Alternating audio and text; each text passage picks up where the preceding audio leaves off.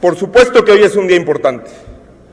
Llegamos aquí después de la elección legislativa que más atención ha despertado en un cuarto de siglo. Una elección marcada por la polarización que vive el mundo y que padecemos en México, pero también marcada por la esperanza. Y hablo de esperanza porque quienes hablaron de ella en el pasado, hoy ya no pueden hacerlo. No pueden hablar de esperanza quienes la traicionaron en el 2000, replicando las reglas de siempre y dejando intacto al sistema.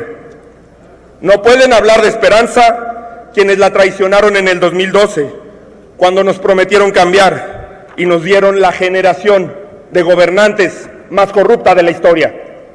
No pueden hablar de esperanza quienes prometieron poner primero a los pobres y han llevado a 4 millones de mexicanas y de mexicanos más a la pobreza.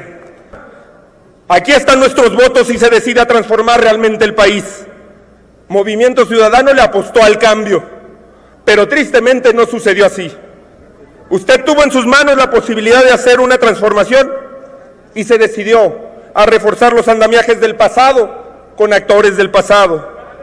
Abandonó la agenda progresista e incumplió las promesas que le hizo a México durante todos sus años en la oposición.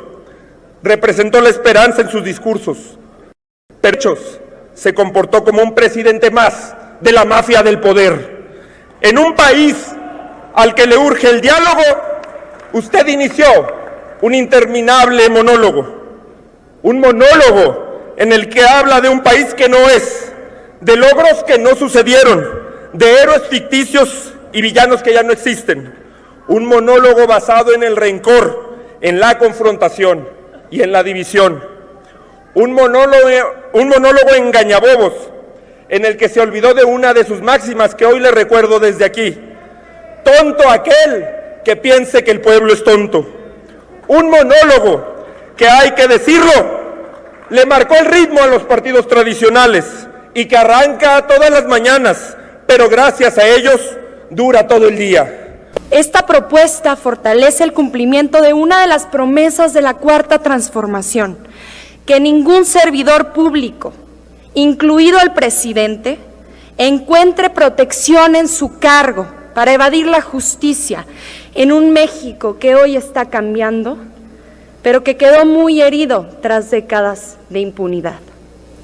Destaco que la presente iniciativa que ahora discutimos en lo particular reglamenta la reciente reforma de los artículos 108 y 111 constitucionales para establecer con claridad las causales y el procedimiento a seguir para llevar a cabo los juicios políticos y declaraciones de procedencia, regalándonos la oportunidad de oro para demostrarle a la ciudadanía que como representantes públicos estamos convencidas y convencidos de hacer las cosas de manera diferente, poniendo el ejemplo, rechazando como parte del pasado las prácticas que siempre han cobijado la impunidad.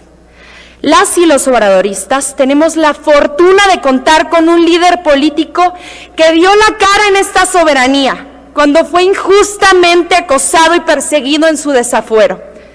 Pero por desgracia, en los últimos meses hemos tenido varios ejemplos de quienes utilizan la evasión para no responder por el daño que le causaron a esta patria y a este pueblo. A petición democrática del pueblo de México en las elecciones de 2018, el combate a la corrupción ha sido una guía fundamental para nuestro movimiento, algo que la ciudadanía reconoce de manera mayoritaria, y aunque algunos hoy simulen ser perseguidos políticos para evadir la responsabilidad de lo que hicieron en el pasado, el proyecto de nación que este grupo parlamentario defiende tiene el reto de devolverle a la ciudadanía la confianza en las instituciones carentes de compromiso público, tras décadas de abusos de los gobiernos neoliberales. Por fortuna, la sociedad de México está cada vez más politizada y en este tiempo hemos hablado mucho, aunque no suficiente, de las distintas conductas delictivas que protagonizaron los expresidentes, desde fraudes institucionalizados como el Fobaproa, hasta violaciones sistemáticas de derechos humanos, como las que se cometieron en el marco de la guerra contra el narcotráfico.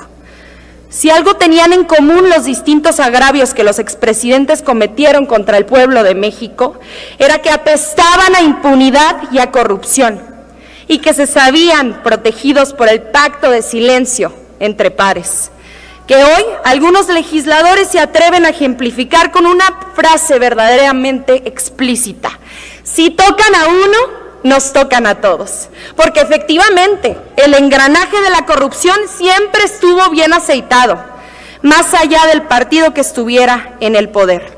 Y cuando cae un corrupto, tiembla toda la pirámide de impunidad que lo sustenta. Esta iniciativa que hoy impulsamos desde el Grupo Parlamentario de Morena incluye un listado de acciones catalogadas como perjuicio a los intereses públicos fundamentales, como lo es el daño al erario o el manejo indebido de recursos públicos federales. Pero también destaca el señalamiento de violaciones a derechos humanos como un perjuicio público fundamental, elemento que incluso la propia Ley General de Responsabilidades Administrativas de 2016 pasó desapercibido.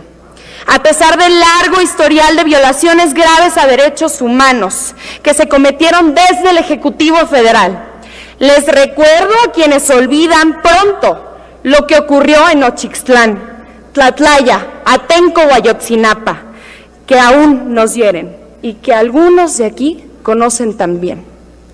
Será obligación nuestra acabar con la simulación política que ha permitido desde 1909 hasta hoy que solo 15 personas fueran desaforadas, 4 de las cuales ocurrieron en la legislatura pasada, sin distingos de partidos políticos.